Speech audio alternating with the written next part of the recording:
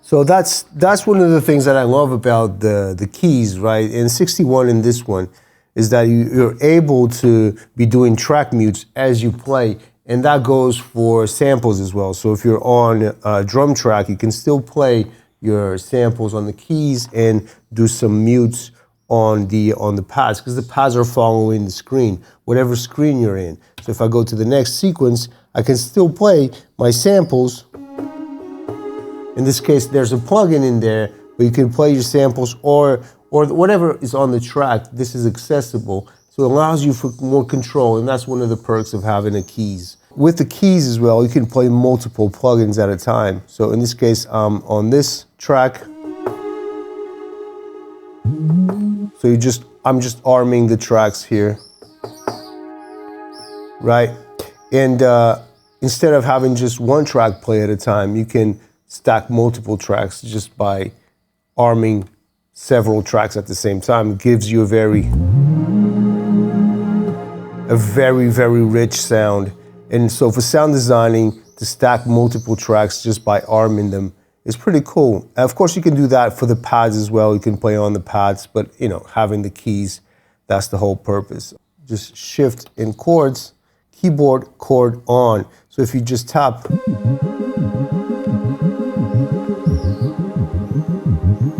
I got the ARP on as well.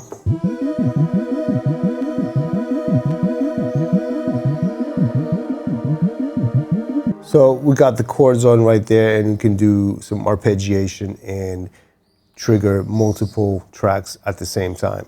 Key ranges, right there we got the button for the key ranges. Here is another cool thing about this unit. You have access to this on other MPCs. But again, you can just grab the sections here and say which samples.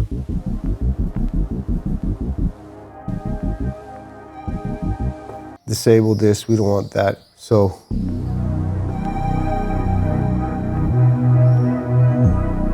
and turn off the chords as well. So hit the shift and chords are off. So right now I'm triggering all these different plugins, right? But they're on different sections of the keyboard. So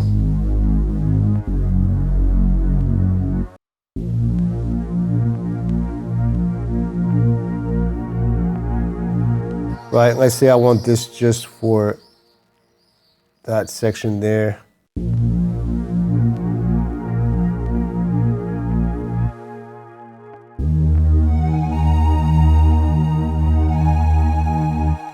So again, with this tool right here, we can say which sounds are playing in which section of the keyboard. So if you go into the preferences, shift preferences, we have the solo behavior, got arm track, set it to single, but we can set it to multi. And if we're on multi, go back into the main, let me get into that keyboard control right there.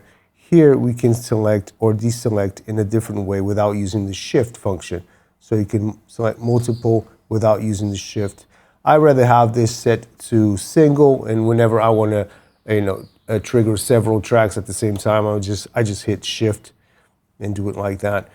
But you can use multi and always arm manually whatever track you want. So it's actually my first Key 37. I owned a 61 previously. This one comes in that retro color, which is nice. But comparing this to the one, they're two different machines. I always prefer to work on that one, on the MPC One, just because you don't get that keyboard in the middle. I like to just focus on my pads. The layout on the MPC One is pretty cool. I like that. So this to me is more like my sound design journeys. There's reasons why you want a keyboard if you're a keyboard player, but having the Key 37 allows you to have like extra control over your samples, over your pads, because you can be playing track mutes on this, and you can have the keyboard to play at the same time. And the keyboards, you can play samples on that as well, not just the plugins. So whatever track you've highlighted on the main screen, that it will be playing those samples. One of the things I like about it is that they kept the volume knob on the top right there. You don't get that on the MPC One, which to me is kind of like I don't really like going to the back to adjusting levels. That never was a thing for me. Apart from that, you get extra control. You got more buttons on this than the MPC One. But it all ends up being the same thing in the end. They all do the same thing. You still have that USB-C on the back that you can transfer. That's what I've been doing, just connecting the USB-C to the laptop and just recording straight into the laptop. Unfortunately, there isn't the option of sending the output 1 and 2 straight into USB, because sometimes I have compressors on the outputs, and there's no way to send the outputs, the main outputs, through USB 1 out. In any case, it would be nice to see as well some track stacks like there's in Logic. The beauty of being able to play multiple tracks at the same time by stacking them together, arming several tracks at the same time, is that sometimes you want to edit all of them with effects at the same time. So in Logic, there's a thing called the track stack, and maybe other programs have it as well. I wish they could put that here for you to, stack multiple plugins into just one audio chain. Suppose you can send that into a submix and just treat it right there, and then send the submix out into USB out and all of that stuff. But, it's just ideas. Yeah, for sound design, and I think it's definitely a tool. And I see more and more people having more than one MPC in the room, one for your synths, another one for the samples, stuff like that. So this to me is more of a piece that connects to synths and other gear to play it, and because you got the keys. But typically I always use the other MPCs just with the pads to make beats. Apart from that, it's pretty much like any other MPC. It works the same way. I feel like on the Key 37, it would have been great to have that step sequencer so I can just input notes and chords straight into the steps. But maybe next time, maybe the Key 61 will have that step sequencer. That could be like a cool thing.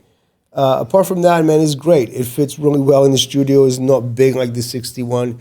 It's easier to fit somewhere in the studio. It's not an MPC for everyone, but it's a 4x4 in your studio, because you got the keys, you got the pads, and it does everything that other MPCs do except for that step sequencer. Maybe on the Key 61 we'll get that. All right, so that was a quick video on the 37, and that was it. Okay, so I'll see you on the next one, man. Bye-bye.